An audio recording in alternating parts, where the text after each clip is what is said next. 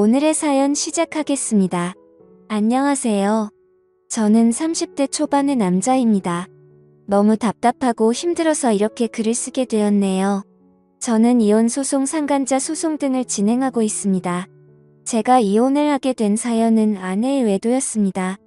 물론 외도뿐만 아니라 여러 가지 문제들이 있었죠. 어떻게 이야기를 풀어야 할지 모르겠어서 아내의 외도 이야기부터 할게요. 저의 아내는 저보다 4살이 많습니다. 결혼 시작부터 마지막까지 그 나이 차로 인해 아내와 처가 사람들에게 어린 놈의 자식이라는 말과 함께 무시를 당하게 될 줄은 몰랐네요. 아내의 외도 사이와 지금까지의 말과 행동들 전혀 나이로 사람을 무시할 사람들의 수준으로 적합하지 않았습니다. 아내는 결혼 생활 중 이혼 소송 시작하기 전까지 몇 개월 빼고는 전업주부로 살았습니다. 소득 활동은 오롯이 저의 몫이었습니다. 혼자 소득 활동을 하는 게 억울하진 않았습니다.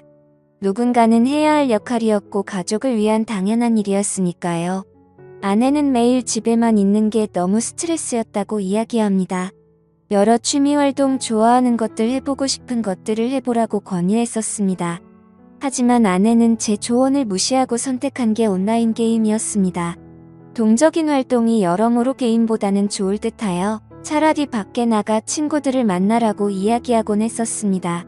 그럼에도 아내는 하루에 적게는 4시간가량 많을 때는 8시간에서 9시간가량을 게임에 몰두하였고 심각한 게임 중독 증세까지 보이기 시작했습니다.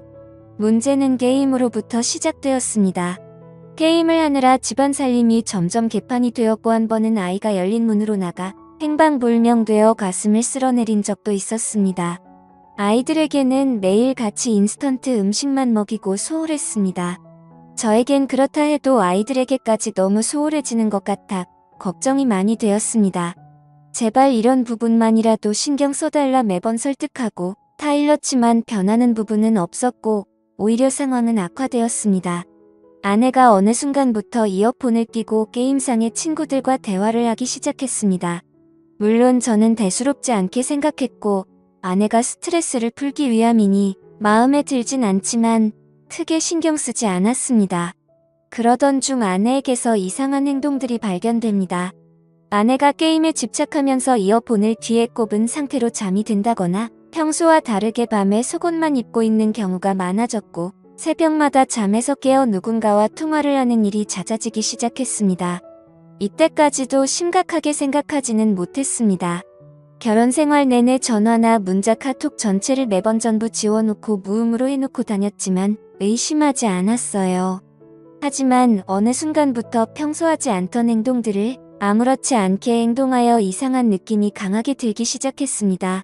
의심을 해소하고자 정중하게 핸드폰을 보자고 아내에게 부탁을 하였습니다. 그럴 때마다 과하게 성질을 부리며 대뜸 이혼하자고 이야기하는 아내와 충돌하기가 싫어 아무런 확인도 하지 못한 채 시간이 흘렀습니다.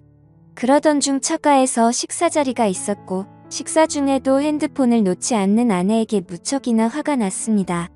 한심한 생각도 들었고 이상한 느낌이 강하게 들어 식사 자리가 끝난 후 결국 아내와 한바탕 싸우게 되었습니다.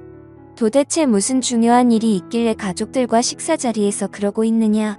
요즘 너의 이상한 행동들이 너무 의심스럽다. 당당하다면 그렇게 옆에 깨고 사는 핸드폰 좀 보자라고 아내를 다그쳤습니다. 이런저런 신랑의 끝에 아내는 체념을 한 건지 아니면 어떠한 큰 결심을 한 건지 볼 테면 보라고 핸드폰을 던져주더군요. 아내의 핸드폰을 검사하는 모습이 참 꼰대같이 느껴져 제 스스로도 한심했습니다. 하지만 아내의 핸드폰에 충격적인 내용들이 있었습니다. 보다 보니 하트 표시로 저장되어 있던 인물과 이런저런 대화를 나눈 내용이 있더군요. 내용은 사랑한다, 보고 싶다, 이혼하겠다 등의 문자 내용과 영상통화를 하며 나눈 대화를 주고받은 내용, 그리고 차마 눈 뜨고 볼 수 없는 사진들까지 적나라하게 있었습니다. 이게 뭐냐고 바로 아내에게 따졌고 아내에게서 황당한 응답을 듣게 됩니다. 한마디 미안하단 말도 없이 오히려 적반하장으로 이렇게 됐으니 그냥 이혼하자고 이야기하더군요. 그냥 게임 속 작은 문화다. 실제로는 전혀 이상한 일 없는데 의처증으로 왜 사람 피곤하게 하냐고 합니다. 차라리 그냥 이혼하자며 이혼 후에는 차라리 본인도 자유롭게 살겠다며 이 생활이 너무 지치고 힘들다고 따집니다. 이혼하면 그냥 핸드폰 대화 내용 속에 그 상대와 잘해보겠다고 하면서요. 처음에는 믿기지 않았습니다. 아니, 믿고 싶지 않았지요. 한편으로 멍하기도 하고 너무 황당해서 그랬는지 오히려 아무렇지도 않은 느낌이 들었네요. 결국에는 게임으로 그 외도 상대를 만났고 그놈과 게임도 같이 하고 영상통화, 카톡, 문자, 전화 등 심지어 전화상으로 더러운 영상통화까지 했더군요. 제가 같은 집에 살고 있는데 이런 말도 안 되는 짓거리를 하고 있었습니다. 아내와는 정말 말이 안 통했습니다. 일단 전 그놈과 아내에게서 진심 어린 사과를 받고 싶었습니다. 아내의 상간남과 통화를 하게 되었습니다. 증거가 모두 있는데 본인은 전혀 알지 못하고 해당 내용은 모른다고 잡아떼더군요. 이 쓰레기 같은 자식이 아직 어려서 그런지 새삼을 좀 모르는 것 같아 이러저러한 향후 절차를 말해주며 겁을 주니 실토를 합니다.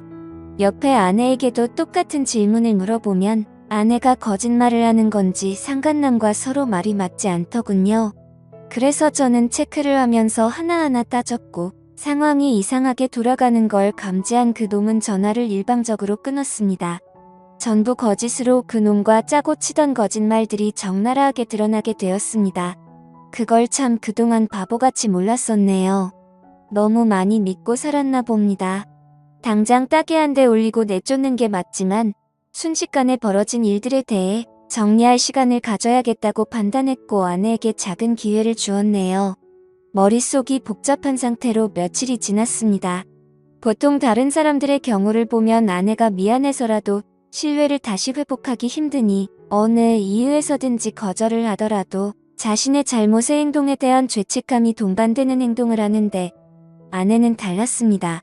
오히려 본인의 행동이 정당한 행동이며 조금이라도 감정 상하는 일들이 쌓이면 당연하게 가정을 내치고 외도하는 게 맞다는 기적인 논리를 주구장창 늘어놓더군요.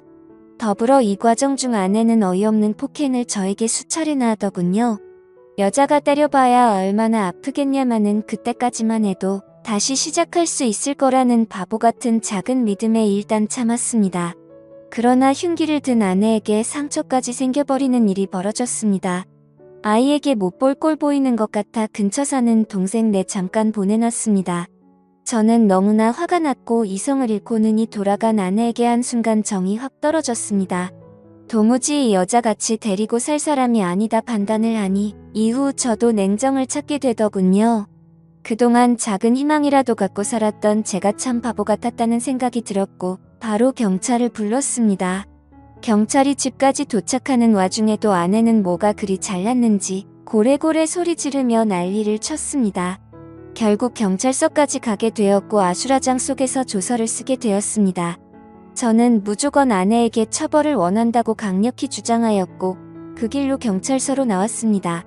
아마도 폭행에 대해서는 벌금형 이상 나오기는 힘들 것 같다고 이야기를 전해들었고 아내는 그 후로 처가에 들어가 살게 되었습니다.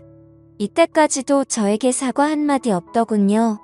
그리고 이 정신나간 여자가 그 후에도 본인 SNS에 이러저런 사진들과 그 상간남 사진까지 올리며 처녀인 척을 하고 있더군요. 저는 공황장애까지 앓고 있으며 약 없이는 잠도 못 들고 악몽도 꾸는데 말이죠. 아이를 위해서라도 이 여자 도저히 용서할 수가 없었습니다. 이혼 소송과 불륜 가담자에 대한 손해배상 청구까지 같이 진행하기로 했습니다. 그동안의 카톡 내용들과 사진 녹취한 음성 등 여러 자료들을 가지고 변호사를 찾았습니다. 소송을 진행했고 충분히 문제없이 원하는 대로 진행할 수 있겠다고 하는데 다만 아이가 조금 문제일 수도 있답니다. 애 엄마가 강력히 원하면 양육권은 조금 힘들 수도 있다고 하네요. 이게 말이 되나요? 이 정신나간 여자애까지 본인이 떠안을 거라고 생각은 안 하지만 혹여나 그렇게 될까 내심 걱정을 되더군요. 하지만 저는 끝까지 해볼 것이고 양육비까지 받아낼 생각입니다. 그 와중에 장모라는 사람은 전화를 해서는 제가 문제라는 등 헛소리를 하고 장인은 저를 보면 가만두지 않겠다고 합니다. 제가 보낸 소장을 봤다면서요. 소장의 증거가 모두 첨부되어 있고 그에 대한 내용을 변호사가 정리해서 작성은 사실뿐인 내용인데도 말이죠.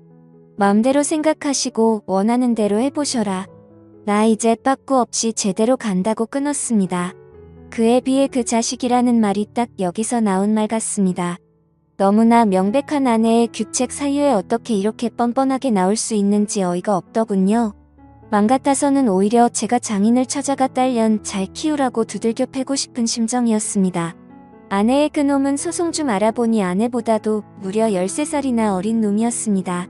나이를 알고 나니 이 여자 알고는 있었지만 더 한심해지더군요. 13살 연하라네요. 정신 나간 이 여자 그 한계를 끝까지 보여줍니다. 이상간 놈은 경기도 모처에서 학교를 갓 졸업하고 사회복지사 일을 한다고 합니다.